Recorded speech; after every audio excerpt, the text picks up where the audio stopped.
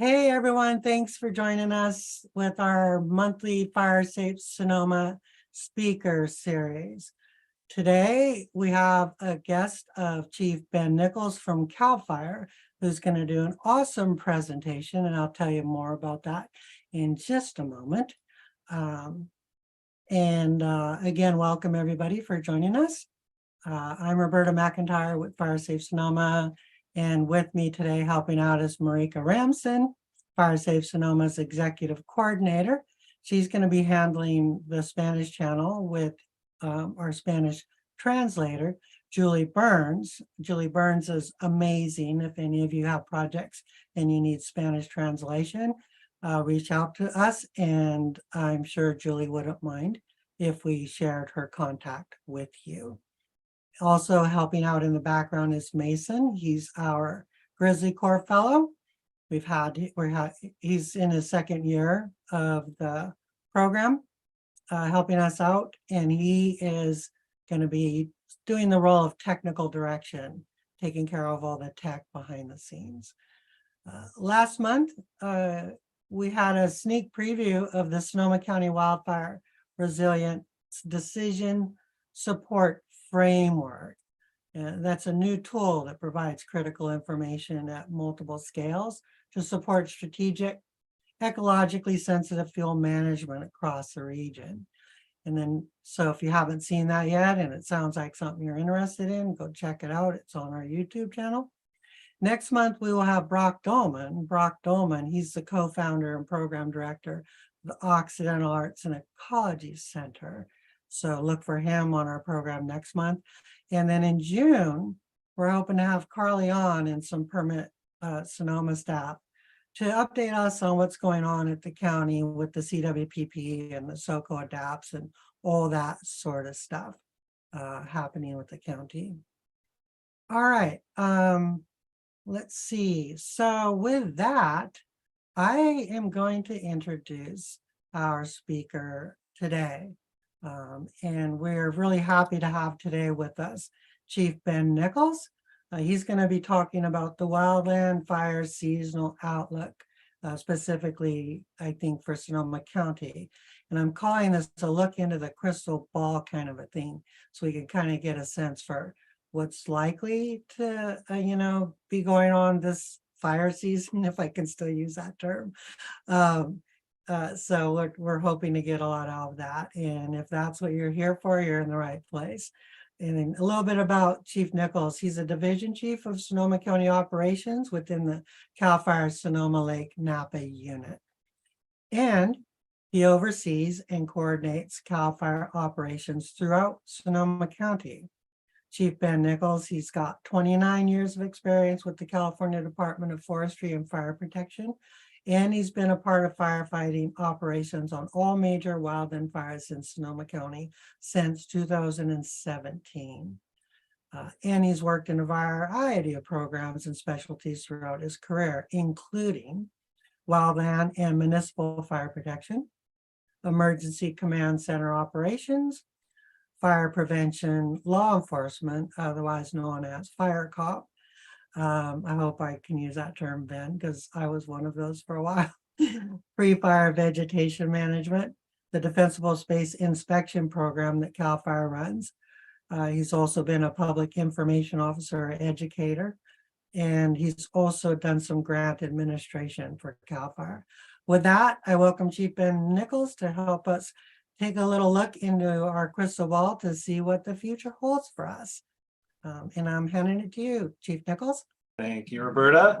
Crystal ball, Ouija board, dartboard. You got a couple different options that you can use when you're trying to figure out what the future is going to look like. So we're going to go into that today. Thank you very much for joining today.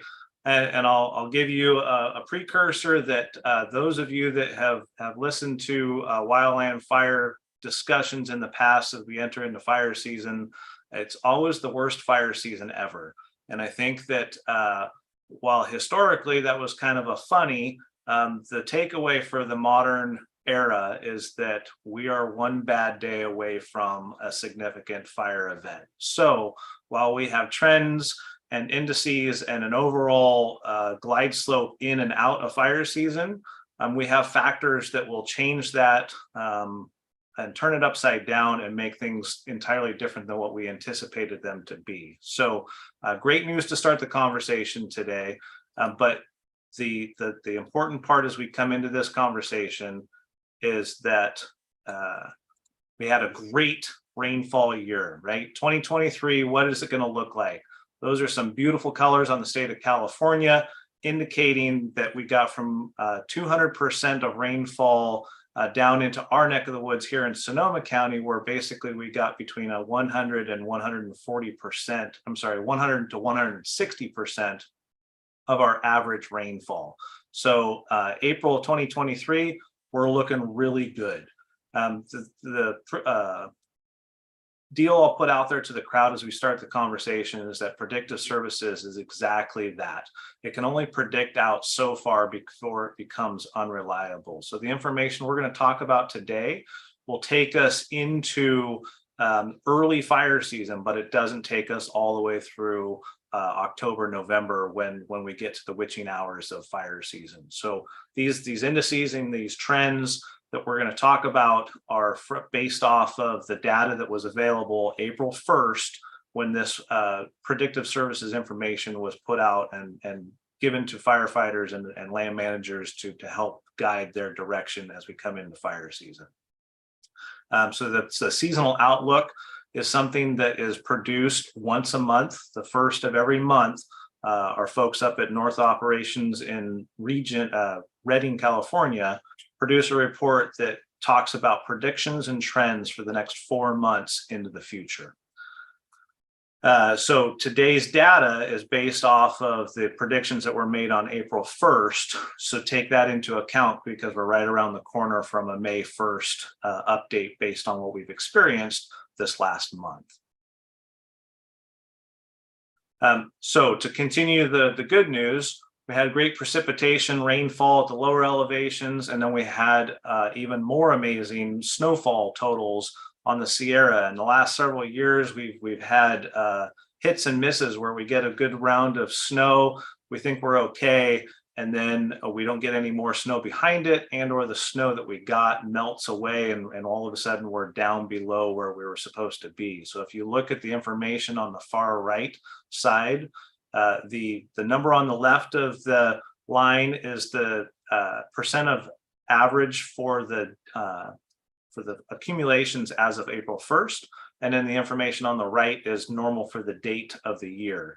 And so in the last handful of years prior to 2022 and even into 2022, we were between 70 and 45% on average of where we needed to be for snowfall this time of the year. So as we sit at well over 200% in the north and the central part of the Sierras, we're at 319% down in the southern Sierra. So snowfall was amazing on the Sierra this year. It is still intact, and we anticipate that giving us an easier start into fire season with below average opportunities for significant fires up there in the Sierra.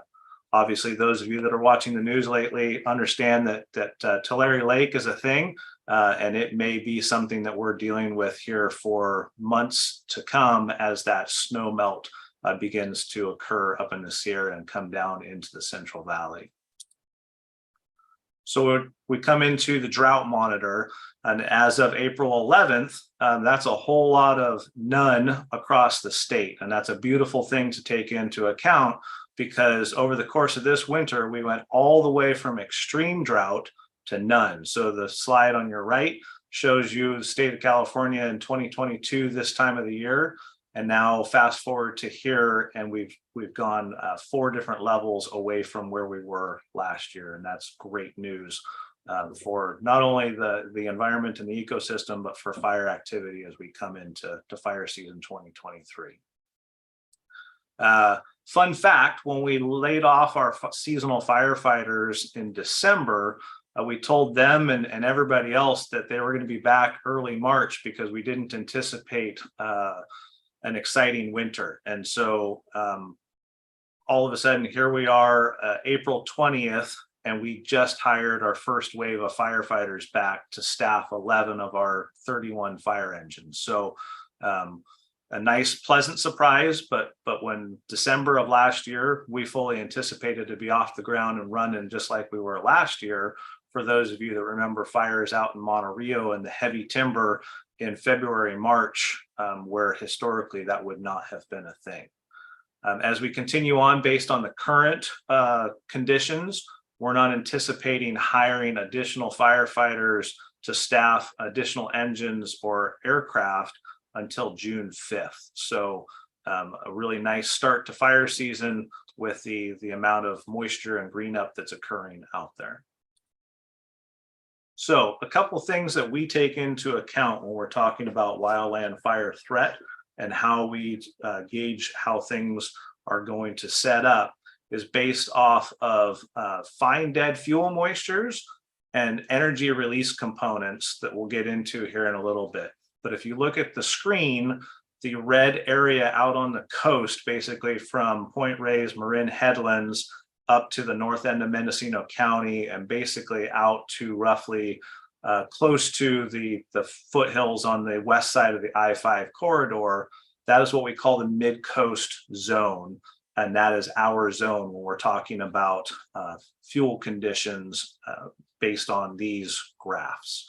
So this graph that you see in front of you is depicting the 1,000 hour fuels. And so basically those are the logs out there in the natural environment. If you look at the pictures on the far right side of the screen, you go from 1 hour fuels, which is leaves and grass, all the way down to the bottom where you have the 1,000 hour fuels, which are greater than 3 inches in size. And these fuels are important because they are the initial things that catch fire and allow the developing fire to gain the energy it needs to consume and burn live vegetation. So those are basically a barometer on what the fire threat is out there. So when we look at this graph, this chart, you'll notice that the blue line is this year's recordings on how we're doing, and in this case it's the moisture that dead fuel is accumulated in it. And so as you can see, the gray line is an average fuel moisture for a current fire year, and then the red line is the minimum recorded fuel moistures for these 1,000 hour fuels over the historical data for the material that we've collected. So as we sit here in late April, we are looking really good, because if you carry that line across the graph, you intersect an average fuel moisture at this time in December. So we have a long ways to go to get down to those more critical burning conditions, which are denoted by the 2 horizontal black lines that are running across the screen there. And then for part of that overall conversation, just for the lay person, when we're talking about those 1 hour, 10 hour, 100 hour, and 1,000 hour fuels, that's basically the lag time. We talk about them in that sort of fashion because that's the lag time that they need to change for their burning conditions based on the current environmental conditions that they're exposed to. So when we're talking about 1,000 hour fuels, that equates to roughly 42 days of constant weather before that fuel changes its capacity to burn in a different intensity. So that's why these heavier fuels, early fire season, will have a fire that's burning well in the grass, and it gets out of the grass and into the tree line where those heavier fuels are with a higher fuel moisture content. And that fire basically puts itself out or slows down enough that firefighting resources can get around that fire before it continues to burn into the forest. So the next graph, that's another important one for firefighters, is the energy release component, or the ERC. The ERC is a good characterization of fire season, the threats that we're currently facing. because it tracks the seasonal fire danger well. The ERC is a function of the specified fuel model. So in this case, it's tied to our coastal fuels of both live and dead fuels. So if you remember when we talked about the 1,000 hour fuels, that was just fine dead material, things that are ready to burn. The ERC takes into account both live and dead fuel moistures that gives a much broader picture of what burning conditions are like out there in the environment.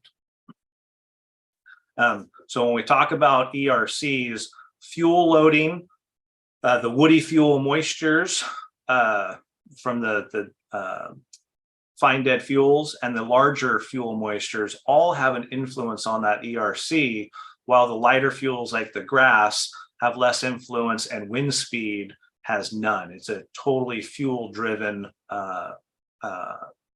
indicator of what fire activity has a chance of being. Basically, if you boil it down to its base line, the question is how hot can the fire burn if a fire were to ignite today? So the during 2022, if you were to look at this graph in 2022, from mid-February to mid-April, we spent a majority of that time at or above the maximum recorded ERC values. So as we look at the map today, in that February timeline, this is January 29th. It's weekly chunks as it goes throughout the year. So here's middle of February, late February, early March. You can see this year, we are in between average and or at some points in time, we actually bottomed out on the bottom because of the rainfall that we got for this time of the year. But nowhere other than one little chunk in the very beginning of February did we actually get close to the maximum values. Whereas last year, this time when we were chasing the Alpine fire and some of those fires out on the coast, we were at or above these maximum values during that entire time. And that's a flag that makes the hair on the back of our neck stand up, that fire conditions are at a spot where we need to be on our toes and ready to engage before a fire can get established and be off to the races. So we've talked about what we got through the winter, and we've talked about what our current fuel conditions look like here in the local area. I want to bring it into perspective on what the state has experienced with those conditions. And so when you look at these graphs, the blue bars are this year, the orange bars are last year, and then the gray bars are our 5-year average. So not only across the state, but here locally in the unit, our fire starts, which is the 3 bars on the left, are drastically lower than what we've experienced across the last 5 years, and especially this last year. And to go with that, the corresponding acres. So this time, right now, this year, we've had 11 wildland fires in the Sonoma Lake Napa unit that have burned 2 acres of vegetation. Whereas last year, we were already at 67 fires and 37 acres burned. So great start to the year. And we're super excited that we have that opportunity to get more of that critical fuels work done before we get into the middle of fire season. So now we'll talk about the NOAA and their long-range forecasts on the weather side of the house. And both of those are looking really good for us right now. So the weather outlook for April and May indicates that while we've got drier conditions, they still anticipate some timely moisture intrusions or showers or rain, basically, coming through the area with near to below normal temperatures. So we shouldn't be in the oven right off the bat, which should allow that moisture that we have in the ground and the vegetation that is growing right now to have an extended growing season that allows us to not be chasing those dry, dangerous conditions that we'll see as we get deeper into fire season. The weather outlook for June and July suggests that we'll be at near normal temperatures and precipitation. here again locally, right? If you look out at the eastern seaboard, they're going to experience above average temperatures, but here on the West Coast and specifically in Sonoma County, we're looking really good as we come into fire season. So this is the seasonal outlook that I was telling you about earlier. It's a screenshot taken off the top of the document. It's a 4-page document. It's available to anybody. Again, if you go to our North Ops GAC, the Geographic Area Coordination Center, this is one of the outputs that they produce and is available online to not only first responders, but to the general public as well. So as we look at this graphic from this setup, if you would watch these over the last several years, and I saw Chief Wyheim and Mr. Peterson online, we have folks that have seen these graphs that look a whole lot different in years past. And so they started with a little bit of red and then basically ended up full red painted across the north part of the state based on the above normal opportunities for significant fires across our northern operations area. So as a firefighter and all of my partners on the line, we are all very excited to see not only no color, but even green color put in there. And they've actually talked about the fact that the opportunities for fires to get established for those significant fires should be minimal for the next 3 to 4 months due to that robust and transitional green up of brush and that grass crop that's out there, in addition to that record snowpack. So as we get a little deeper into fire season here, our large fires, normally we have more frequency of larger fires in June and July, when we have roughly 1 to 3 large fires on average per predictive service area, which again, we're in the mid-coast zone.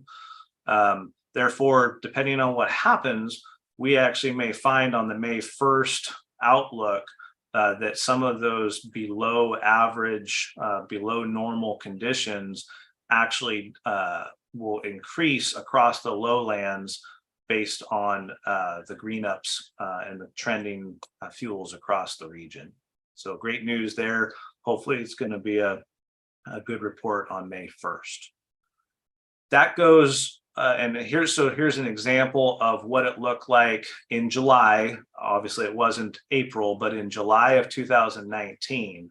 And so those that remember, we had a great rainfall winter in the water year of 2019. So by July 1st of 2019, that precipitation, that benefit we got from that precipitation that we had was now overshadowed by a curing of those fuels and a changing of conditions across North Ops. And so some of the takeaways that I wanted to leave the crowd with today was that the call outs in there, that 150 to 300% of normal precipitation. Well, we saw that this winter. A fine fuel crop well above normal. The grass crop is expected to be amazing as it continues to grow and things start to warm up, and we're supposed to be up into the low 80s this weekend, so that grass should start to explode. And then we got down into the fire potential call outs, in that rapid spread rates and extreme fire behavior possible when breezy, because as we know, wind trumps all. And so when you introduce wind, that is the factor that creates control issues for us. And as well as a significant fire potential above normal through most areas through October. And so that's just what happens, right? So we've got a wind now, but basically it's the oven of summer. And so over the course of summer, the moisture that's in the air today and the fuels is going to evaporate and start to dry out. So by the end of fire season, conditions will be different. But the bonus that we have now is that it has a smaller window of those critical fire conditions rather than some of the large windows that we've had in the last handful of years. So I was just asked recently, Marika, if these exceptionally wet winters we've experienced in 2017 and 19 are causal factors for the devastating fires that we've seen, be it the October fires of 2017, Kincaid fire. But what I want to point out is that while the graphics might appear to support that theory, it's not as simple as it looks. So when you look at the map or the images here on the screen, 2017 and 19 were definitely wetter years than the other four, and are fairly similar to what we've seen in 2023, which is up there at the top right corner. But I'll caution you that 2020 was glass fire, and obviously that is not similar to the other images of the state. So to further that conversation, what you see in front of you is a graph of the wildland fires in the Sonoma Lake Napa unit, not uni, but unit, over the course of 10 years from 2013 through last year.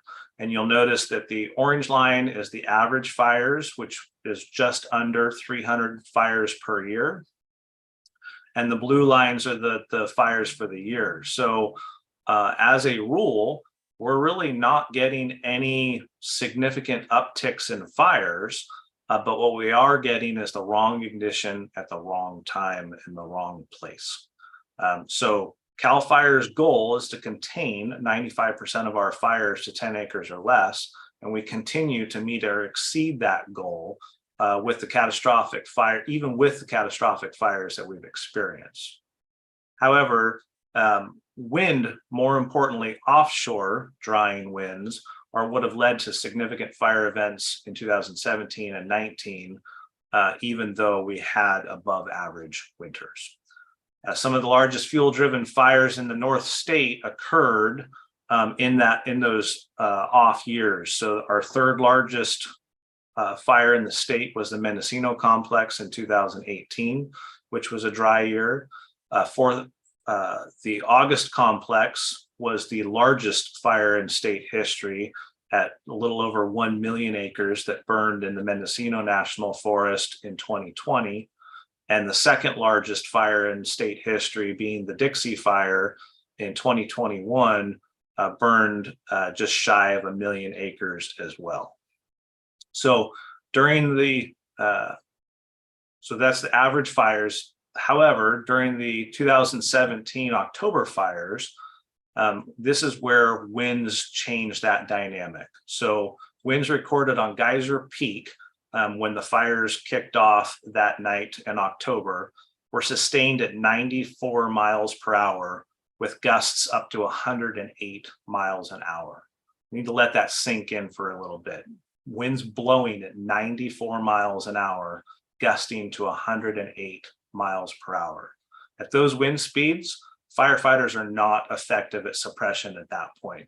And our focus becomes getting people out of the way of that advancing fire, and then we can engage when the wind stops blowing. So you'll notice on that graph that there was a significant period of time, or a significant wind for a relatively short period of time. So by early the next morning of the 9th, the winds had died down to the point where firefighters could begin to engage that fire and begin the long process of extinguishment. So red flags, offshore wind events, that's what is driving our local devastating fires. And as you can see on the graph, I know it's a little hard to see, but basically the years are on the left-hand column vertically, and the months are on the bottom column horizontally.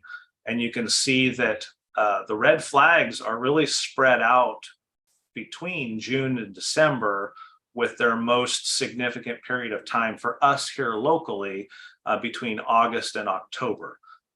And so that's when we're seeing those catastrophic fires, because not only do we have these ridiculous winds, but we also have fuels that have had all summer long to go through that curing process that are now bone dry and receptive to rapid fire propagation.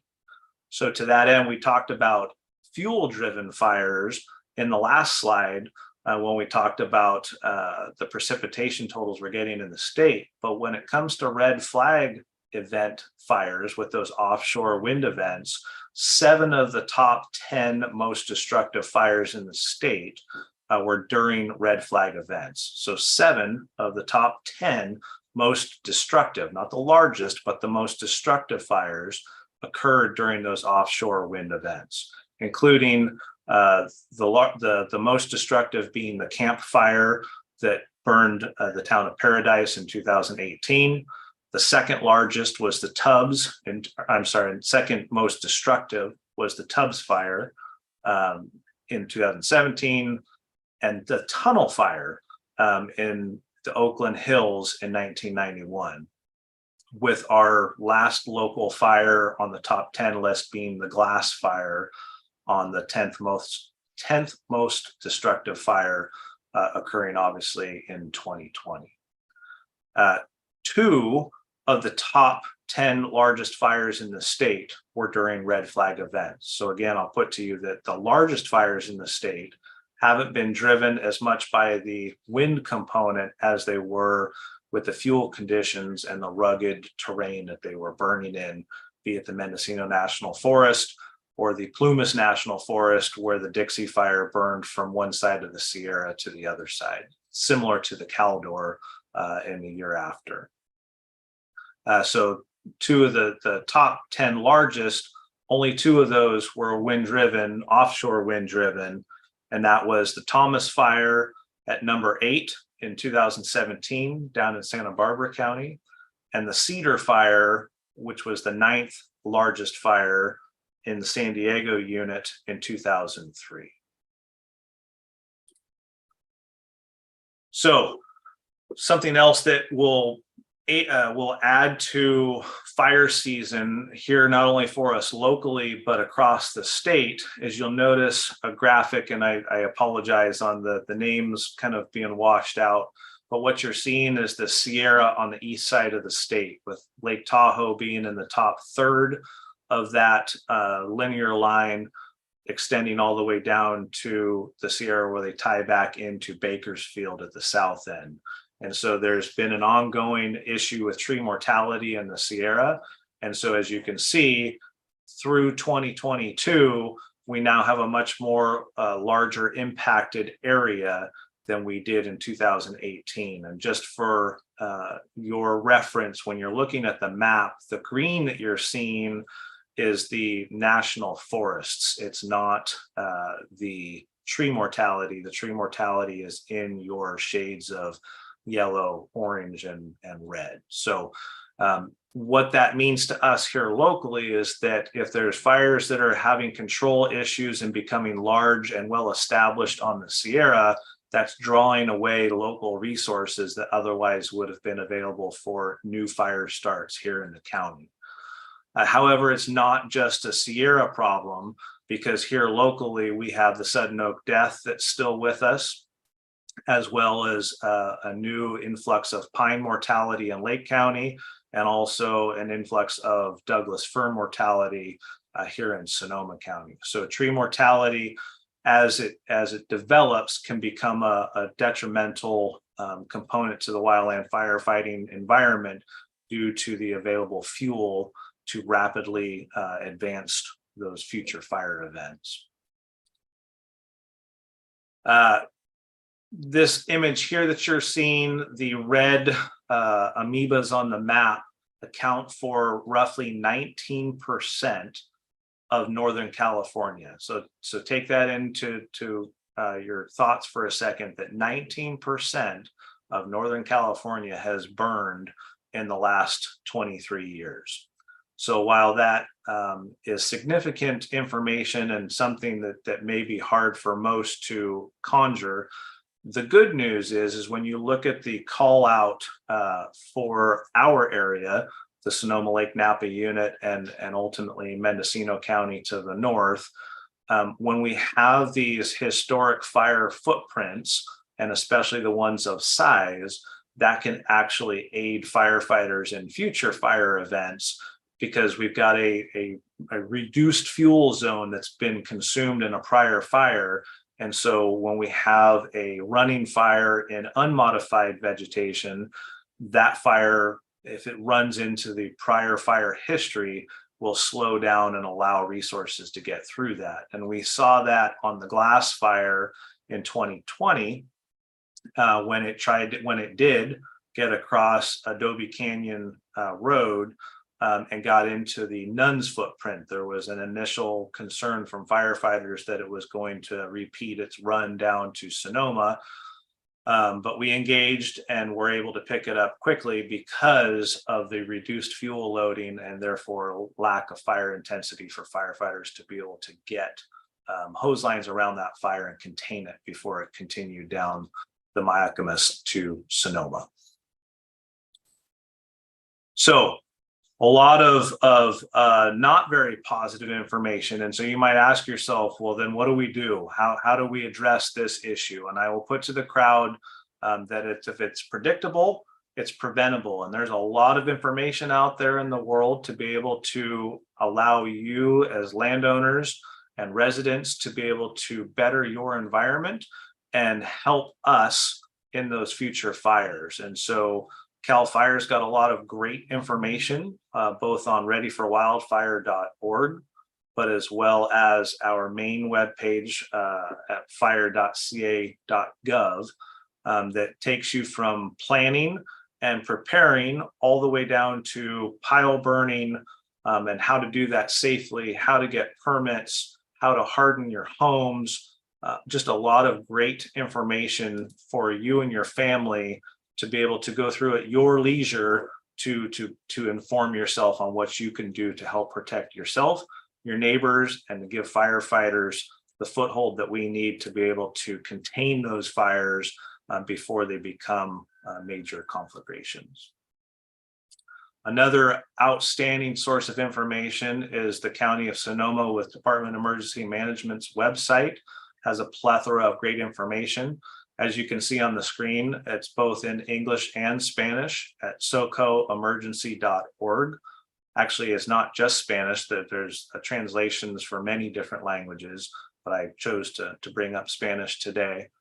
But on that page, we have SoCo Alert, which allows you to sign up for alerts in the event of future wildfires or other emergencies, as well as something that I strongly recommend individuals doing is Know Your Zone, which allows a user to be able to go into the internet, enter their address, and it will tell you what the Sonoma County evacuation zone is that your house is in, so that when there is future alerts, be it on the radio, television, or otherwise, you know whether or not that's your zone or not. And if you look closely, and it may be hard to discern, but not only does it give you a return for your zone, but it shows the surrounding zone. So my suggestion is to record that information in a spot where your family can rapidly reference it in the event of an evacuation warning or order, so that they can make timely decisions to relieve the area. And it brings me to a good point that I wanted to remind the group that's listening today about the differences between warning and order. So when you get an evacuation warning, that's your notice to prepare to leave. Basically, you're getting on the blocks to begin that sprint, but you're not off and running yet. So you're gathering your go bag, you're gathering your family, your pets, all their food and medications, but you don't have to leave. You can leave, but you don't have to leave.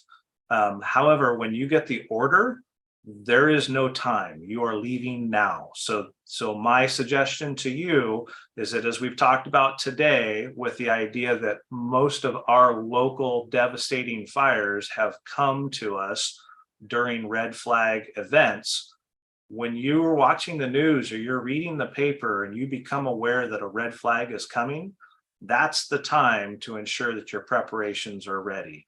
You want to do that lap around your house, make sure that your house is ready to go to resist embers from that advancing fire front. You're going to have your go bag available, and you're going to communicate your evacuation plan with your family and friends so that it's not an additional stressor during an otherwise stressful and chaotic period of time. My other ask is that you pre-plan at least 2 routes out of your neighborhood, away from your house. and actually drive it. Don't just look at a map, but please drive it so that you know multiple ways to get away from your home, because in the event of wildfires, they can be rapidly expanding and take different directions of travel depending on what wind conditions are prevalent at the time. So by having multiple routes out, you will be able to ensure that you can make sure that you're able to evacuate that area in the event of an evacuation order. And last but not least, for the wildland firefighters and the sheriff's office deputies and police officers that are going to be affecting evacuations at the time of the fire, we ask that you use the sheriff's office evacuation tags, either on your front door or your mailbox in a neighborhood, or in rural settings where you're down a driveway or a long road. You hang that at your gate so that people know that you're gone, so that we can hit as many people as we can in the event of that rapidly expanding incident. SonomaCountyEmergency.org also has a huge list of resources. So when you go to the Get Ready section, it brings up just an amazing list of resources and information for folks to be able to educate themselves on what they can do.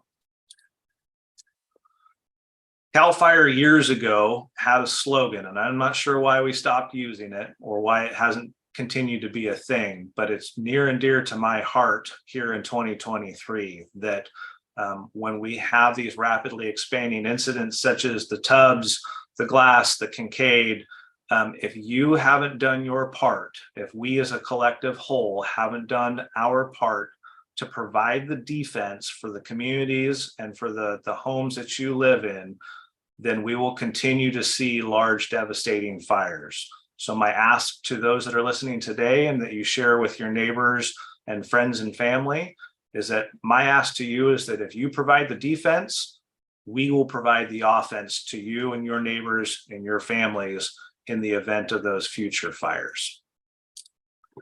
Thank you very much.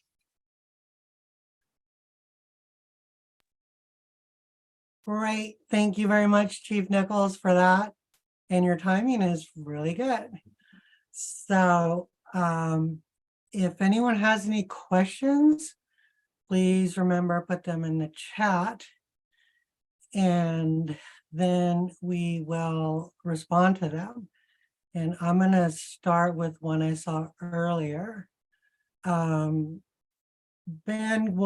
could these slides be made available to folks other than just a video? It looks like some folks may want to borrow the slides or use them or get copies of them. Is that possible? I could probably give them to you for the PDF version for Fire Safe Sonoma as maybe as an online resource. Okay, perfect. Perfect. Marika, do you, oh wait, Marika's in the Spanish channel. Let's see what else. About the tags, someone asked. We have the concern that is telling the thieves that we are not home to go ahead and take whatever you'd like. How do we make it secure? Ben, you're probably aware as I am of how big a myth that is. Do you want to kind of tackle that? So I'm glad it got brought up because there may be folks on the line that haven't seen them. So this is what the sheriff's office has, and it has a little metal wire that you can secure it to your house, to your gate.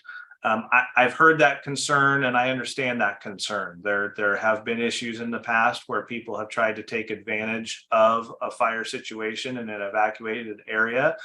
I can tell you with personal knowledge that the sheriff's office and the highway patrol and the other law enforcement agencies, including the National Guard, take that very seriously, and that is mission number one for them after an area has been evacuated, that they basically have roving patrols of officers and National Guard soldiers to ensure that there are no looters in the area that are taking advantage of the situation. So I understand the concern, but again, when we're talking about a handful of deputies and or firefighters trying to effect evacuations down the Mark West corridor, the more times that we have to go up all the different driveways off of Franz Valley and Cresta and the arterial routes, Lock Haven there, we're losing time, and we experienced that in 17, right? We didn't get a chance to hit every person. And so these tags are meant to aid deputies, law enforcement officers, and firefighters to be more successful in that hasty evacuation in the event that the fire is on people before they're out of harm's way. Yeah, and it's been my understanding in speaking with the sheriff's department that statistically, in the last couple of times we've had to do large evacuations, statistically, that hasn't been an issue. I think there was one evacuation where they made one arrest, but nobody's really reported a loss that I'm aware of. And other than that one arrest, that's all I'm aware of, care of the sheriff's office. And then Sylvia Floriano has a question. Let's see if we can handle that verbally. Hello, my name is Sylvia Floriano. I actually work with the Sheriff's Department. I am a community service officer out in the Sonoma Valley area. And I'm glad you brought up the tax. And that is one of the, like Ben said, that is one of the big worries is your personal property. But what I always like to tell people is personal property can be replaced. So a life cannot. And I understand we have heirlooms and we have things that are very, very precious to us. From a previous experience of a coworker, if you don't have time to document everything, a video, a lot of insurance companies now take videos. So you get your notification, you need to evacuate. You're not quite like mandatory yet, but you're kind of close. Do a quick video of your valuables and stuff. Yes, cell phones are great. You take them with you and do a quick video. But the tags, we can always replace property. Just remember that. Property is replaceable. Insurances do honor it. Like I said, a lot of the homeowners insurances now, it's like if you have the video, great. That's enough documentation for us to help you replace your valuables. And I think a life is much more important.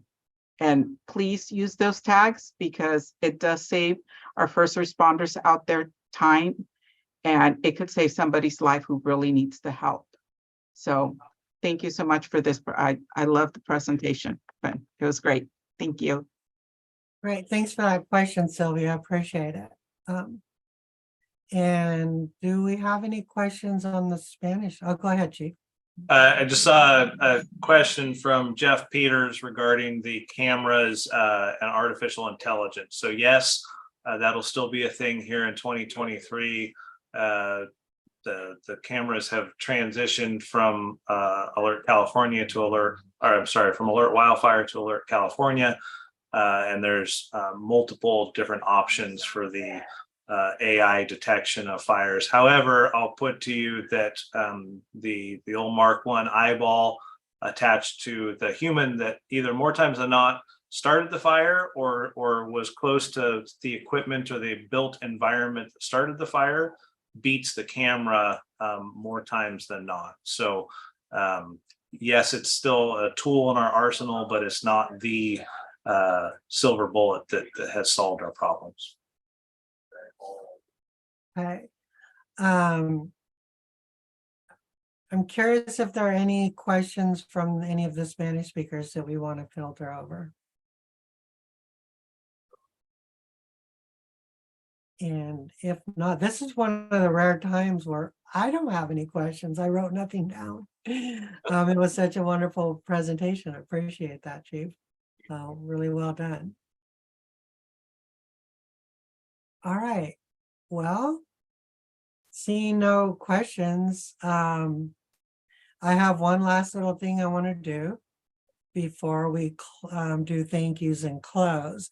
So oftentimes in these presentations, I do like a door prize for people that attended. And so in the past, I've done some books and things like that. This time, what I'm giving away is one of these. And it's an emergency light. You plug it into your wall in your hallway or wherever. And it's a night light. So when it gets dark, this night light comes on. And then when the power goes off, this flashlight comes on and lights up the area brighter. And then you can take it out and use it as a flashlight independently. So I've had a couple of power outages where it's worked really well. So what I will do is in the next few days, I'll take the list of attendees' email addresses, do a random number generator and pick one of you, and then send you an email saying, hey, you won the door prize for attending our last speaker series presentation. I need your mailing address of where to send this to. So if any of you see a weird email from me asking for your mailing address, that's what that's about. So with that, thank you, Chief Nicholls, very much. Thank you all for attending in the middle of a Thursday. I hope the information was useful for you all. We appreciate you being here. If you guys are liking these presentations, please let us know. As long as you like them, we'll keep doing them. If you don't like them, we'll stop doing them and do something else. But yeah, thank you all for your attendance. And thank you, Marika and Mason, for helping out. And super special thanks for Julie Burns for doing the Spanish translation. I imagine that just went perfectly. All right, well, let's see, any more questions? Last chance for questions. I don't see any. So I think we're good. Marika, can you come back and check in with us and see how the Spanish side went?